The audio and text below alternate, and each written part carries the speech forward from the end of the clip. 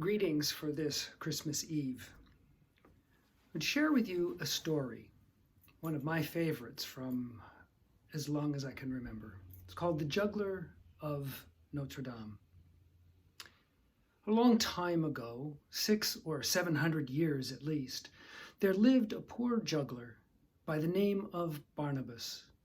He lived in France.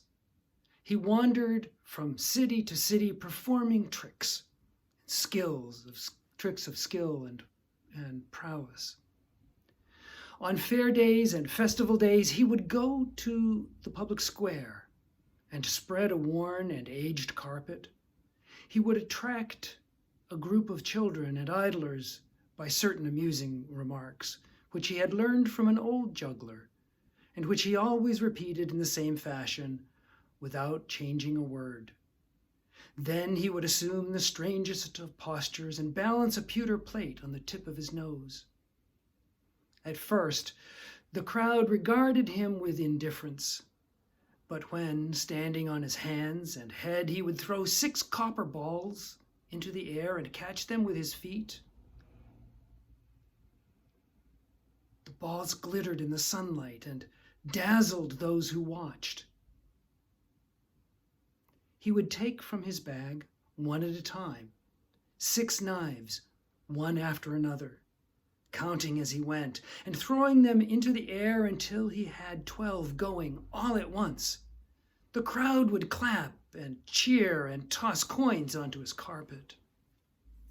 Still, such a life is hard. It depends on good weather, so one cannot work every day, and one cannot work in the cold, or in the evening, or in the rain. Like the trees, he needed the warmth of sun and the heat of the day. In wintertime, he was like a tree stripped of its leaves. Half dead, the frozen earth was too hard for the juggler. He suffered during that bad season from hunger and cold. But since he had a simple heart, he suffered in silence.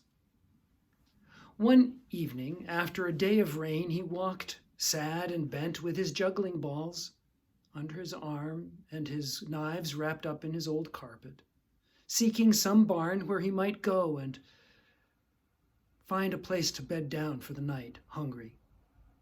With autumn, his prospects for food and warmth waned like the sun. He happened to see a monk going in his direction and respectfully saluted him. As they were both walking at the same pace, they fell into conversation. As they talked, Barnabas told the monk of his life and his concern for the winter, especially since he was no longer quite so young or strong. The monk, as it happened, was returning to his monastery from an errand for the abbot. He invited Barnabas to join him and accept the monastery's hospitality. That evening, they entered the common room where they all ate. The abbot sat at one end of the table. Barnabas joined the guests at the other. Barnabas was grateful for the warmth, for the welcome, for the food. So much food he had never seen in one place in all his life. After the meal, he went to his guest room. As he lay there under an actual blanket, he thought, I could live here. I could never be a monk, for I am too simple for that. But I could work in the garden or the laundry or the stables. I could grow strong again here. I will ask the abbot if I may stay. With that, he fell into a deep sleep, the kind that heals. In the morning, after prayers and breakfast, he asked to speak with the abbot.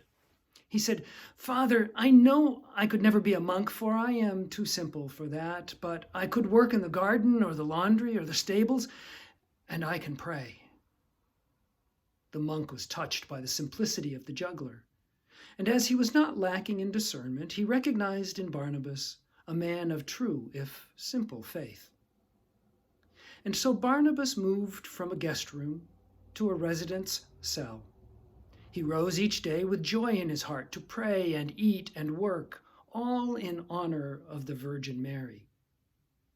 Throughout that fall, As the weather turned to frost and winter, Barnabas was happy, happier than he had ever been. But gradually, he began to feel uneasy. As the days moved toward Christmas, he became aware that all of the monks and the other residents of the monastery were busy preparing gifts for the infant Jesus. One wrote a book, another printed it word for word as it was written. Another drew beautiful pictures to illustrate it, while a fourth made paper for it and bound it in leather. Other monks prepared as well.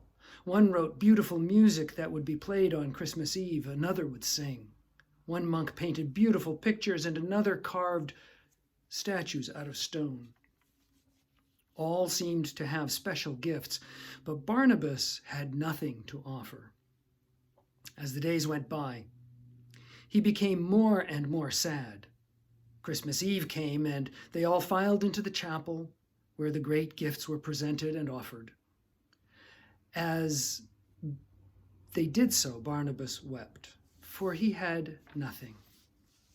Back in his cell on his bed, as he cried, he resolved to leave the monastery the next day, Christmas Day, because he had no gift to give the Christ child. He began to fall asleep, but it wasn't a good sleep. He tossed and turned until he got up.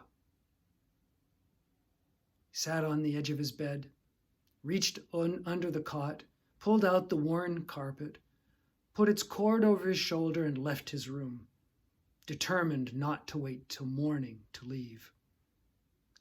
On the way, he passed the chapel. It was empty and dark, but for some votive candles, those little candles that burn for a long time.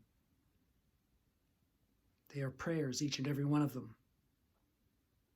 He turned in to the chapel to offer one more prayer to the Virgin Mother and her newborn child. He would say, "Thank you for this wonderful place and the good people where he had been welcomed and fed and kept warm, and done important work like peeling potatoes for the brothers or mucking out the stables." He set down his carpet where it fell open on the floor, and he began to pray. Not long after that, there was a loud banging on the door of the abbot's room. The abbot had been reading and praying before turning in for the night, and almost before he could say, "Come in," the door burst open. One of the brothers came in panting, obviously having run. "Father, come quickly! You must come and see the terrible thing that Juggler is doing in the chapel." Together, the portly old men hurried down the corridor and out onto the balcony overlooking the chapel. There on his carpet before the statue of the Virgin was Barnabas, and he was juggling. 6 copper balls and 12 knives lay about him. The abbot was about to shout to Barnabas to tell him to stop, for juggling in the chapel must surely be a sacrilege. Yet something caused the abbot to stop. In that moment, the 2 monks saw a light. The face of the statue began to glow, and the light fell upon the face of the juggler. The juggler's face shone not in reflected light, but with a light from within. He was at peace. And as they watched, the abbot and the brother would say later that they saw a tear fall from the eye of the statue, and that she stepped to the simple man and wiped the sweat from his brow with her robe. Then the abbot, bowing his head, said, "Blessed are the poor in heart, for they shall see God." "Amen," echoed the brother, bowing in awe.